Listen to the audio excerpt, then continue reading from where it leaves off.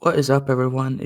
As you guys know, Fnaf has been a thing for. It's crazy to think about this. Almost 10 years now, with the first game coming out in 2014.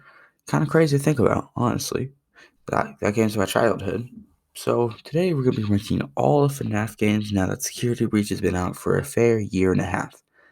So drop a like if you subscribe, and we start off with our last place spot, which probably doesn't surprise anyone, as Security Breach. This game was so hyped up. So hyped up. First got announced in I think 2019 after Help 1 it came out. Open world FNAF game. People were so excited for it. It got delayed a couple times. Most people weren't mad about that because people were just assuming that, yeah, it'll be better if it gets delayed because then they'll have more time to work on it. Nope. Got delayed again. Same thing. But, then still wound up just releasing it. It was so buggy. All my fellow people who bought it on day one can probably agree with me on this.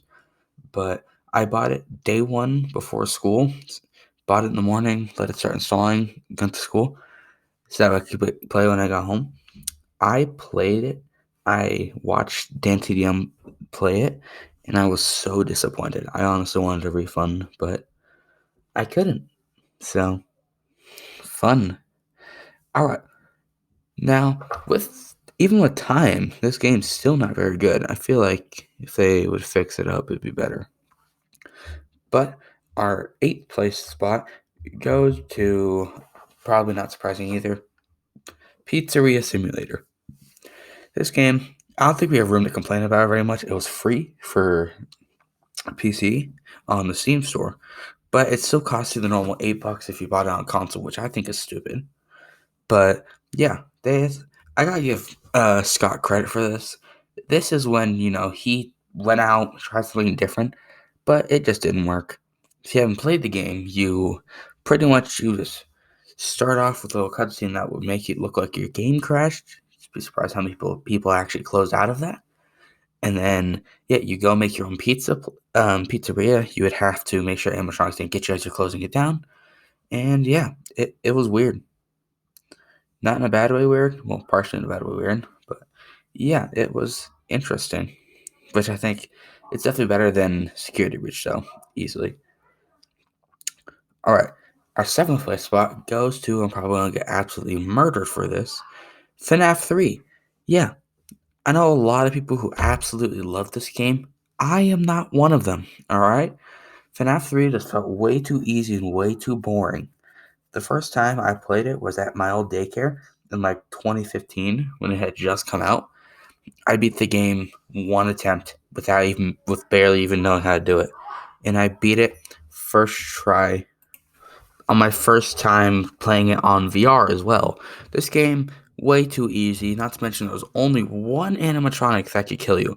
Out of all the, I think it was 10 animatronics in the game, only one could kill you. And really, you could just camp on cams and just have him stay in the same spot, even on night 6 or something. I actually, now that I think about it, there wasn't even a custom night because there wasn't anything to customize. I mean, granted, there were some mini games. So yeah, same thing that same thing from what I said with Pizzeria Sim. Scott tried something different and it just didn't work out very well. Okay, our number 6, UCN.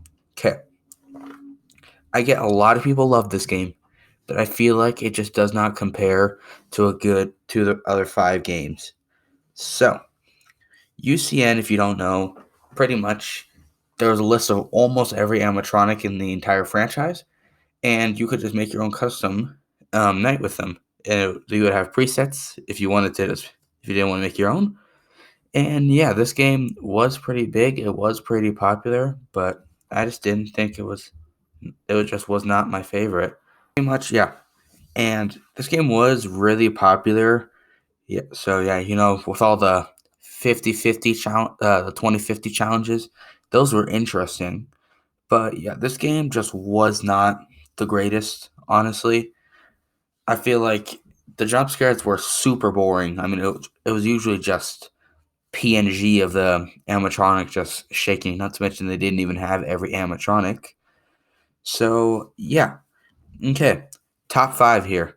This one hurts me to put it in fifth place because I absolutely love this game because it's my childhood. I remember when kids first started. I remember when it first came out in on my daycare. The same thing, and yeah. So number 5, Sister Location.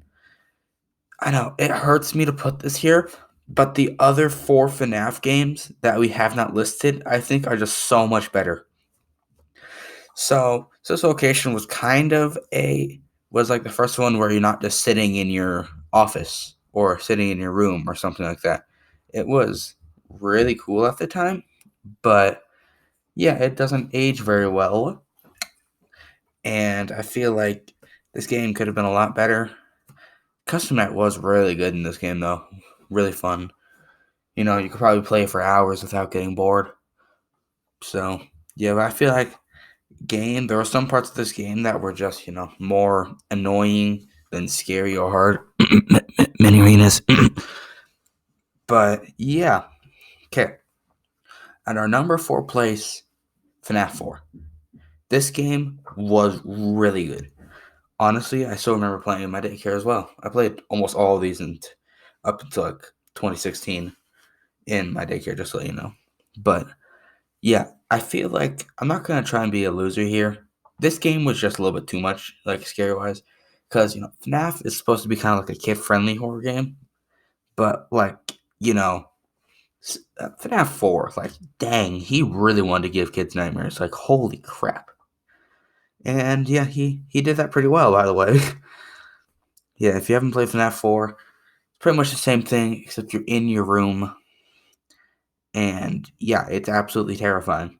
Still scares me when I'm 15. So yeah, terrifying. All right, our top 3. Number 3, FNAF 1.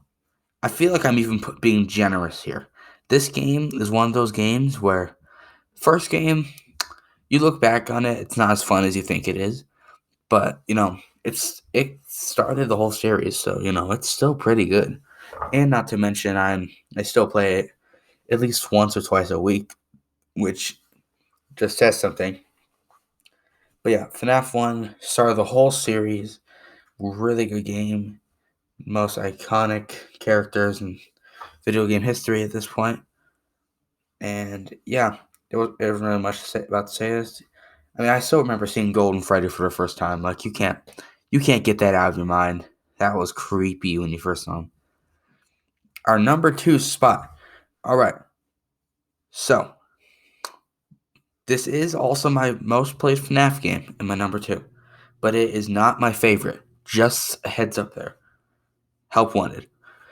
So Help Wanted, if you don't know, is more commonly known as FNAF VR, and it has almost all the FNAF games except for the 4th one into a VR experience. The best part is the fact that they even put a little mini storyline in the background, which I think is really cool. This is the first game that Scott didn't fully create on his own. He created this one with Steelwool Studios, which would also end up to make Security Breach, unfortunately. And yeah, so this game is really fun. It's also absolutely terrifying if you're actually in the VR. I don't have a VR, but I have played my cousin's VR, and I didn't sleep that night. So yeah, it's absolutely terrifying, which I love about this game. Not to mention, it's just really fun in general. There are a couple parts that are just really annoying that I just wanted to be over with. Plush baby. And yeah, this game really good. Honestly, top 2 number 2 feels like a very fair place to put this game. All right, and if you've been counting correctly, you probably already know what number 1 is. But number 1, FNAF 2. This game was so good. Honestly, the way that they had 3 secret characters. You had Shadow Freddy, Shadow Bonnie, and Wither Golden Freddy. 3 secret characters, which could all pop up whenever they felt like it. And honestly, it's just absolutely insane. Like this game can just get so stressful so quickly, which is one of the things I love about it. It puts up such a good challenge with all the animatronics, having to figure them out, especially without the doors. and having to wind up the music box. And honestly, the thing I liked is you didn't even have to check the cameras in this game if you didn't want to. You could just, so yeah, because the way I did it, like in the VR at least, is I would just have the camera on the music box. I'd just hold it down and I just kept looking around. Now, you could kind of do that in the original one. You would just have the camera down, look around. When it started flashing to warn you that you want the music box, pull it up, start winding it. So, yeah, honestly, FNAF 2, I am a little bit blinded by nostalgia, but this game, so good, dude. And the custom night was amazing as well. Like you could do like wizard only stuff. It was so cool. This game, this was the proper sequel any game could ask for. It's just the best sequel any game could ask for. So that is my rating of all. Sorry, not rating. Ranking of all 9 FNAF games. And yes, I did not count any fan-made games or FNAF World or anything like that because I don't classify those as the actual FNAF games. But yeah, so please drop a like and subscribe. I really appreciate how much watch time and views we've gotten on this channel already. We're going on just a little bit over a month. I mean, we're about to reach 2 months of starting the channel. We already got 79 of y'all and stuff at the time of recording this, and we got about 45,000 views in total. So yeah, I really appreciate y'all.